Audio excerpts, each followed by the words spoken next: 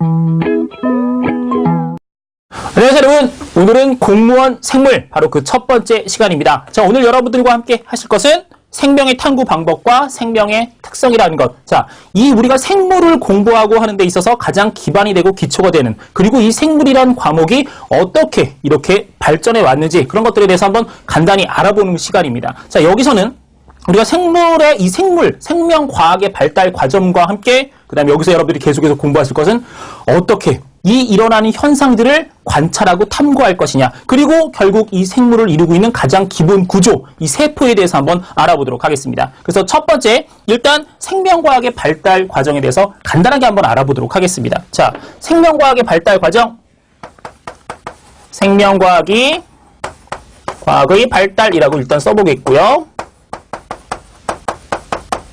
여러분들이 거기서 보시면 뭐 이 과목 이름 하나하나 여러분들이 뭐 이렇게 외우실 필요는 없습니다. 그냥 여기서 보시면 분류학. 자, 분류학이라는 것. 여러분들이 생물을 공부함에 있어서 어떻게 뭐 얘는 포유류야, 얘는 안조류야, 아니면 뭐 식물 같은 경우에는 얘는 뭐 거시식물이야, 속식식물, 이런 식으로 분류하는 것들을 얘기하죠. 이런 분류학과 그다음에 해부학. 자, 해부학. 조금 이따 밑에서 설명을 드리겠지만 해부학. 우리 사람의 몸, 식물의 몸, 이런 것들을 해부하면서 생물에 대한 이해도를 높여나가기 시작했죠. 그 다음에 형태학, 세포학, 생태학, 이런 것들이 있었습니다. 형태학, 이런 것들 몇 개만 한번 써보죠. 자, 그런데 이런 것들이 이렇게 하나하나 가지고 약간 좀 단편적으로 딱딱딱딱딱 이렇게 짚어서 들어가던 것들이 드디어 이제 생리학, 발생학, 유전학으로 조금 더 복잡하게 됐다라는 거죠. 생리학, 유전학, 그 다음에 발생학으로 이렇게 좀 더 복잡하게 이렇게 파고 들어갔다라는 겁니다. 자, 여기서 그냥 형태는 어떻게 분류하고 나누고, 자, 사람 몸은 어떻게 됐고, 에서부터 이제 어떻게 유전이 되고, 그 다음에 우리 몸에서 이 생리작용들은 또 어떻게 일어나고, 자, 그 다음에 발생이라는 과정까지 생각하면서 조금 더 어려운 파트로 이렇게 넘어가기 시작했죠. 자, 그러면서 이제 현재는 여기에서 멈추지 않고 다른 것들과 우리가 하이브리드라고 그러죠. 혼합된, 다른 과목들과 혼합된 그런 것들이 다시 등장하기 시작합니다. 자, 거기서 보시면 생화학. 생화학 보시면 이것 봐라. 생물뿐만이 아니라 이제 생물과 누구를 접합한, 화학과 접합한, 이게 바로 이제 하이브리드된 바로 그런 과목이다라고 이렇게 얘기하실 수 있겠고요. 그 다음 분자생물학. 분자생물학과 함께 이제 생물을 분자 단위에서부터 이렇게 논할 수 있는 그런 파트가 되겠고, 그 다음 유전 발생학까지. 자, 유전학과 발생학이 이렇게 또 합쳐진 이런 것들을 우리가 얘기를 하겠다라는 겁니다. 그래서 현재는 이렇게 혼합된 하이브리드된 이런 것들을 가지고 우리가 조금 더 공부를 하고 있다라고 생각하시면 좋겠고요. 자, 거기 있는 거 간단하게 설명을 드리도록 하겠습니다만, 그 밑에 있는 과학자들의 이름, 요 정도는 뭐 알아두셔도 상관은 없겠지만 이건 뭐 굳이 외우실 필요는 없습니다. 첫 번째 거기 보시면 아리스토텔레스라고 이렇게 나와 있죠. 자, 이분은 그리스 시대에 뭐 너무나 유명한 뭐 과학자자, 철학자자 그런 분들이셨지만, 바로 요 분께서는 관찰을 통해서 과학 현상을 많이 설명하려고 하셨습니다. 물론 그 관찰만 하고 실험을 별로 하지 않다 보니까 좀 많은 실수도 있긴 했지만 그래도 상당한 업적도 많이 이뤘다는 거 알아두시고요. 자, 그 다음에 이제 갈레노스라는 분은 이제 로마 시대에 그리스 시대에서 있었던 그 생물에 대한 의학에 대한 그런 것들을 모두 집대성해서 특히 인체 해부학의 기반을 이렇게 다져놨다라는 겁니다. 자, 그런데 그 뒤에 바로 나오시는 합이라는 분이 계시죠. 자, 이분은 그 당시 갈레노스가 집행해서 상당히 오랫동안 그 갈레노스의 그 기반이 이렇게 쭉 유지가 되어 왔는데, 혈액에 의해서, 자, 갈레노스는 이렇게 생각했습니다. 음식물을 냠냠냠 먹으면 간에서 그 음식물이 혈액으로 변하고 심장으로 가서 소멸한다, 이런 식으로 생각을 했었는데, 합의는 그게 아니라 혈액은 바로 뱅글뱅글 우리 몸을 계속해서 순환한다라고 이렇게 생각을 했다라는 거죠. 그래서 갈레노스가 그 당시 이렇게 얘기해왔던 그 혈액의 움직임에 대해서 딱 제동을 걸었습니다만, 그 당시 이렇게 많이 좀 이렇게 각광받지는 못했습니다. 항상 이렇게 새로운 이론을 내놓으면 뭔가 확실히 뒷받침돼서 실험 이런 것들이 나와야 되는데 약간 좀 그 이론에서 미비한 점이 있었다라는 거죠. 하지만 나중에는 인정을 받으셨다라는 거. 자, 그 다음에 이제 로버트 훅이 자신이 좀 더 이렇게 멋지게 발견한, 조금 더 이렇게 잘 보일 수 있게 발견한 현미경을 가지고 코르크 단면을 발견했죠. 여기서 이 코르크 단면이라는 건 세포벽의 형태를 발견한 겁니다. 그래서 굳이 딱 진정한 우리가 여기서 볼 수 있는 진정한 의미의 세포라기보다는 조금 더 그 이제 세포가 이제 다 죽어서 겉부분만 남은 세포벽만 남은 그 코르크 조각을 하지만 명명을 했죠.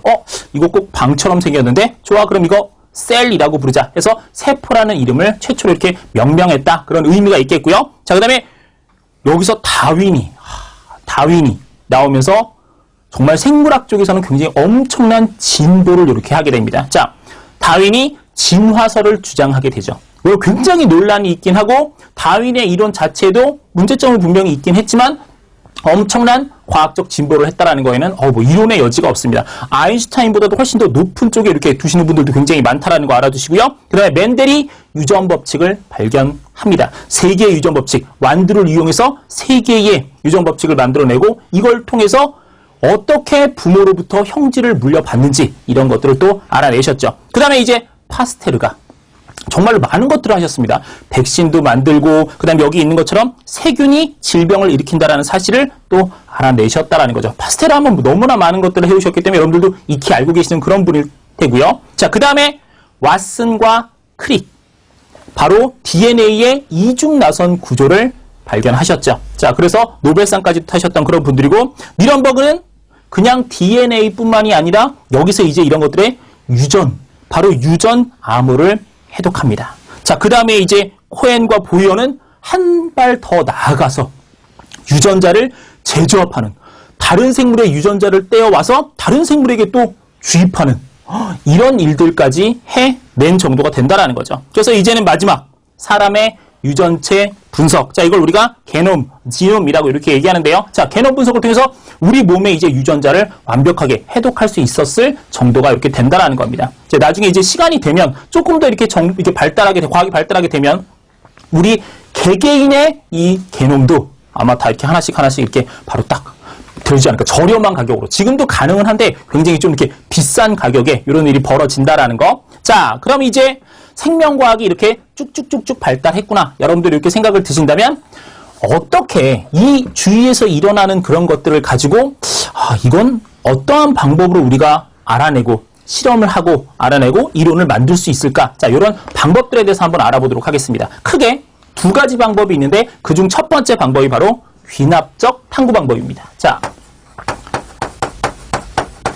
귀납적 탐구 방법에서 여러분들이 한 가지 알아두셔야 될 게 있습니다. 이 귀납적 탐구 말고 뒤쪽에 연역적 탐구 방법이라는 게 하나 더 나옵니다. 솔직히 말씀드리자면 시험이나 그런 곳에서도 귀납적보다는 연역적 탐구 방법이 훨씬 더 많이 이렇게 등장하신다라는 사실 여러분들이 미리 염두에 두시고 공부를 해두시는 게 좋겠다라는 것. 자, 그래서 귀납적 탐구 방법은 여러분들이 먼저 생각을 해보셨을 때 이거는 뭐가 중요한가요? 자, 이 귀납적 탐구는 가설 설정이라는 단계가 없습니다.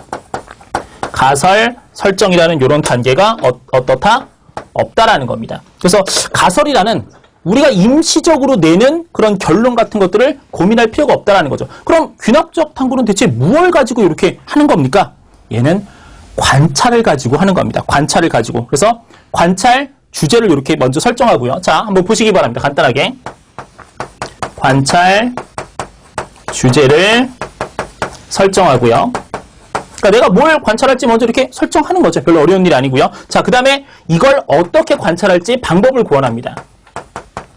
관찰 방법을 고안합니다. 자, 그럼 어떻게 망원경으로 관찰할지 아니면 현미경으로 관찰할지 그렇게 관찰 방법 등을 고안할 수 있겠고요. 드디어 이제 결정이 되면 관찰을 하는 거죠.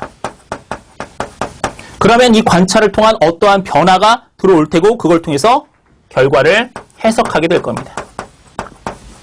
그럼 결과 해석을 통해서 이제 우리가 원하는 마지막 결론을 도출하게 되겠죠.